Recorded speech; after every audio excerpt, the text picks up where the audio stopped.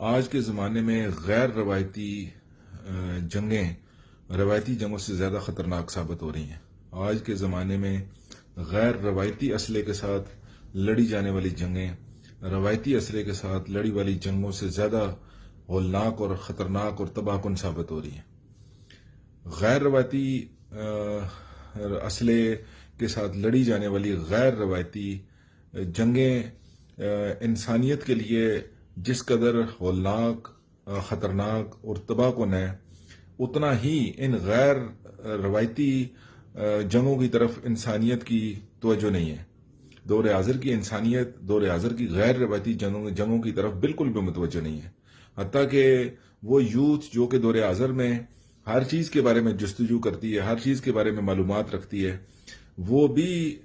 دور حاضر کی غیر روایتی جنگوں کی طرف متوجہ نہیں ہے۔ بلکہ اس سے بڑھ کر المیہ یہ ہے کہ دور حاضر کے دانشور، وہ دانشور کہ جن کی دوش پر آنے والی نسلوں کو بصیرت فراہم کرنا، آگاہ کرنا اور ذمہ داری ہے ان کے دوش پر، وہ دانشور بھی دور حاضر کی غیر روایتی جنگوں کے حوالے سے بالکل بھی آگاہ نہیں ہے، نہ اس طرف متوجہ ہیں۔ وہ کون سی ایسی غیر روایتی جنگیں ہیں اور کون سا ایسا غیر روایتی اسلحہ ہے کہ جو کہ روایتی جنگوں اور روایتی اسلحے سے زیادہ خطرناک ہے؟ جی، وہ غیر روایتی جنگیں دراصل تہذیبوں کی جنگیں ہیں۔ تہذیبوں کے درمیان تصادم، دور حاضر کے اندر نظریات کے درمیان جنگ، دور حاضر میں افکار کے درمیان کشمکش، جی یہ وہ ایسی غیر روایتی جنگیں ہیں کہ جو روایتی جنگوں سے زیادہ خطرناک ثابت ہو سکتی ہیں، اور اس جنگ کے تباہ کن اثرات روایتی جنگوں کے تباہ کن اثرات سے کئی گنا زیادہ ہیں۔ روایتی جنگوں کے اندر جو تباہی پھیلتی ہے وہ بظاہر نظر آتی ہے، لیکن غیر روایتی جنگوں کے نتیجے میں جو تباہی ہوتی ہے بظاہر اس کو ظاہری آنکھوں سے دیکھا نہیں جا سکتا، کیونکہ اس کے تباہ کن اثرات جسموں پر اس طرح نہیں نظر آتے جس طرح روایتی جنگوں میں انسان کا وجود دنیا سے مٹ جاتا ہے، یا بہت وسیع پیمانے پر انسان زخمی ہو جاتے ہیں، جس کی وجہ سے روایتی جنگوں میں اس کی ہولناکی، اس کے خطرات جو ہیں وہ سامنے نظر آتے ہیں، یا جو انفراسٹرکچر ہے وہ تباہ ہو جاتا ہے، معیشت تباہ ہو جاتی ہے، یا اور اس طرح کے بظاہر جو نقصانات ہوتے ہیں وہ ظاہری آنکھوں سے دیکھے جا سکتے ہیں، جس کی وجہ سے روایتی جنگوں کے اثرات کو جو ہے وہ بظاہر ایسے لگتا ہے کہ اس کے خطرات زیادہ ہیں، اس کے تباہی زیادہ ہے، لیکن ایسا نہیں ہے۔ زمینی حقیقت اس کی بالکل برعکس ہے۔ غیر روایتی دور حاضر میں خصوصاً غیر روایتی جنگوں کے اثرات روایتی جنگوں کی نسبت تباہ کن اس وجہ سے ہیں کہ اصل میں روایتی جنگیں کرنے کا جو ہدف اور مقصد ہے وہ اگر غیر روایتی جنگوں کے ذریعے حاصل ہو جاتا ہے تو روایتی جنگ کرنے کا مقصد ختم ہو جاتا ہے۔ یعنی روایتی جنگوں میں بنیادی طور پر کسی قوم کو غلام بنانا، کسی قوم پر حکومت جو قائم کرنا، کسی قوم پر جو ہے وہ اپنا اقتدار اور غلبہ پیدا کرنا بنیادی مقصد ہے۔ جبکہ غیر روایتی جنگوں میں، نظریات کی جنگ میں، جب آپ کسی کے نظریات پر غلبہ پا لیتے ہیں اور آپ کے نظریات کسی دوسرے قوم پر، کسی دوسری مملکت پر یا دوسرے افراد پر اگر آپ کے نظریات غالب آ جاتے ہیں، اگر آپ کے افکار غالب آ جاتے ہیں، اگر آپ کی تہذیب غالب آ جاتی ہے، تو وہ روایتی جنگوں پر کسی قوم پر غلبہ حاصل کرنے سے آسان کام ہے، جو بظاہر نظر نہیں آتا، لیکن وہ کام جو روایتی جنگوں کے ذریعے کیا جا سکتا ہے اس کو غیر روایتی جنگوں اور غیر روایتی ہتھیاروں کے ذریعے آسانی سے حاصل کیا جا سکتا ہے۔ تہذیبوں کے درمیان تصادم، یعنی اگر کسی قوم کی تہذیب جو ہے وہ اس کی بنیاد مضبوط نہیں ہے، اگر کسی قوم کے نظریات اور افکار ان کی بنیاد مضبوط نہیں ہے، تو وہ کسی دوسری تہذیب اور کسی دوسری نظریے اور افکار کے سے جلد مغلوب ہو جائے گی۔ دور حاضر کے اندر لبرلزم کی تہذیب، سیکولرزم کی تہذیب سب سے خطرناک تہذیب ہے، سب سے زیادہ خطرناک آئیڈیالوجی ہے، سب سے زیادہ خطرناک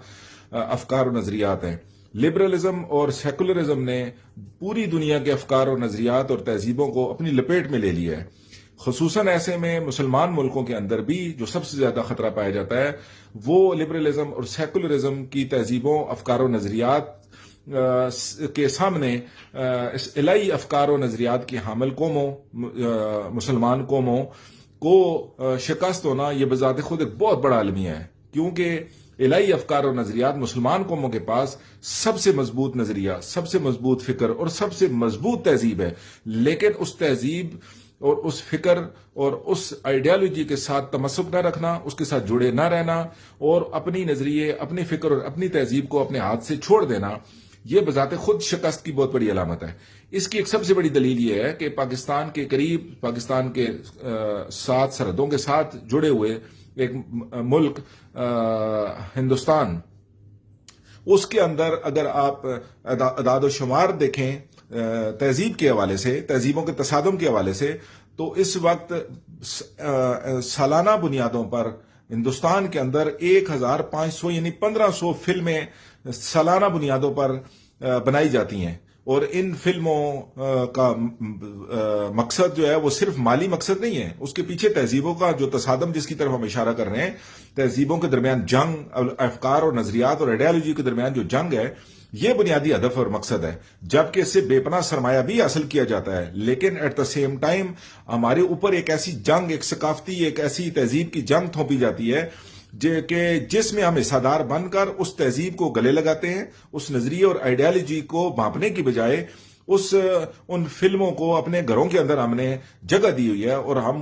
اس تہذیب، اس افکار اور نظریات کے ساتھ عشق کرتے ہیں، جس کی وجہ سے ہم اپنے افکار، اپنے نظریے اور اپنی تہذیب کو اپنے ہاتھ سے خود اس کا گلا گھونٹ دیتے ہیں، اور ان تہذیبوں کو، غیر الہی تہذیب اور غیر الہی نظریات اور افکار کو اپنے گھروں کے اندر نافذ کر کے اور ان کے ساتھ عشق کر کے ہم خود اس جنگ کے اندر شکست خوردہ